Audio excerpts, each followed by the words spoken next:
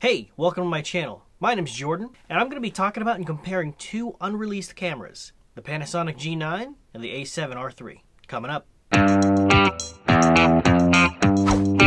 What's up? Welcome to another episode of the vlog. If you're new to the channel, my name is Jordan, and something you should know about me is that I envision a world in which the vast majority of us are able to wake up every single day inspired to pursue our creative endeavors. And my goal as a creator is to impact and inspire you to create something new and exciting. With that being said, if you can resonate with what I'm trying to build, consider subscribing. Now before I jump into this video, what I do want to say is that I'm comparing a lot of information directly from the Sony and Panasonic website. These aren't things that I'm just making up on the fly or anything like that. So let's go ahead and jump into the video. The first big difference here is the price.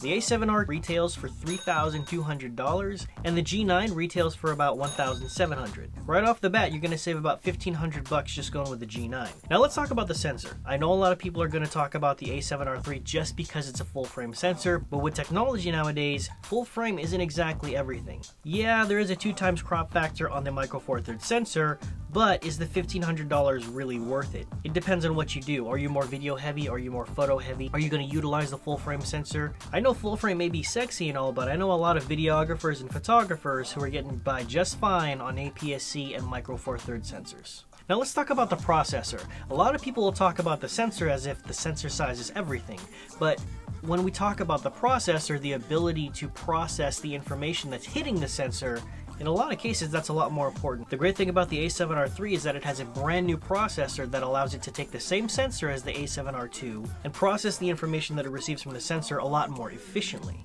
What's interesting about the G9 is that in the past with Panasonic, they've geared more toward video creation, allowing creators to have access to 4K color profiles and high bitrate recording on entry-level cameras like the G7, which is actually what I'm shooting on right now. But on the G9, Panasonic has actually moved a little bit toward the photography side by allowing the processor to process colors more efficiently. In the G9, we have a maximum ISO of 25,600, and in the a7R3, we have a maximum ISO of 32,000. Now let's talk about megapixels. With these two cameras, you have a significant difference in megapixels. With the a7R3, you have 42.4 megapixels, and with the G9, you have 20.3. Now, are you going to utilize all of these pixels? Maybe, maybe not. But in my experience, it really just depends on what you do. If you're going to utilize the megapixels of the a7R3, go for it. So if you're going to take a picture and blow it up for fine detail, or you're going to do a crazy amount of cropping, maybe the a7R3 is for you. If it's very minimal, maybe the G9 is for you. Maybe you don't even care about megapixels. Moving on, let's talk about video and bitrate. Now the a7R3 has some pretty decent numbers when it comes to recording video. It can do 4K at 30 frames per second, which is pretty standard, and it can do 1080p at 120 frames per second. So that in itself is plenty for a lot of videographers. But the G9 can do 4K at 60 frames per second and 1080p at 180 frames per second.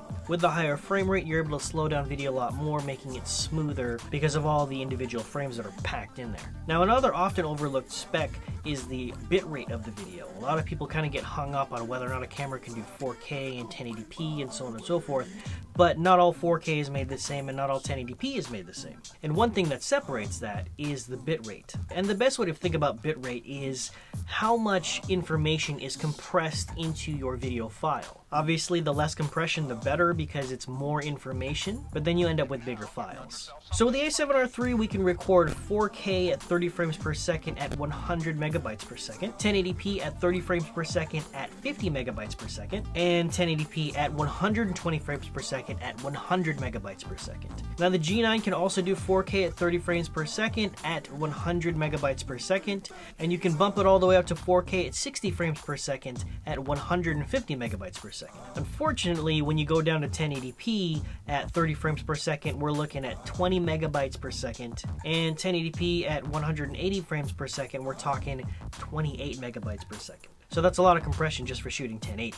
Also along the lines of video, to my knowledge, the a7R3 does not have a recording limit time, while the G9 does have a recording limited time. So if you do a lot of long format video recording, the G9 may not be the right camera for you. Alright, and being that both of these cameras are mirrorless, we're also going to talk about the continuous shooting. Now I've heard a lot of general numbers being thrown out there on YouTube and on forums and so on and so forth. Here's what Sony and Panasonic specifically state on their websites. With a mechanical shutter, they're boasting some pretty decent numbers, but with the electronic shutter, it's just crazy fast. So personally, I don't do a lot of high-speed photo, but one thing that is really interesting to me is that on the a7R III you can go to 1/8,000th of a second, and on the G9 you can go to 1/32,000th of a second. And you may wonder why that's important.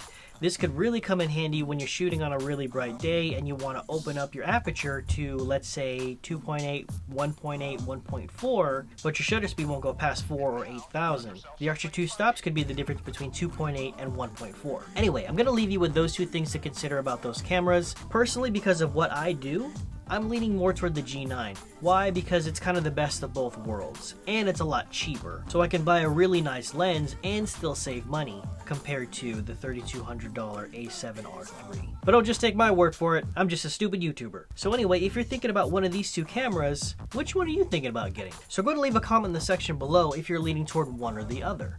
And if I missed anything, feel free to let me know in the comment section below. I know I didn't have to say that because I know a lot of you guys are going to do that anyway. But thank you so much for watching. If you found any value in this video, go ahead and hit that like button. If you're interested in seeing more videos just like this from a guy like me, go ahead and hit that subscribe button. But until next time, I'll see you later.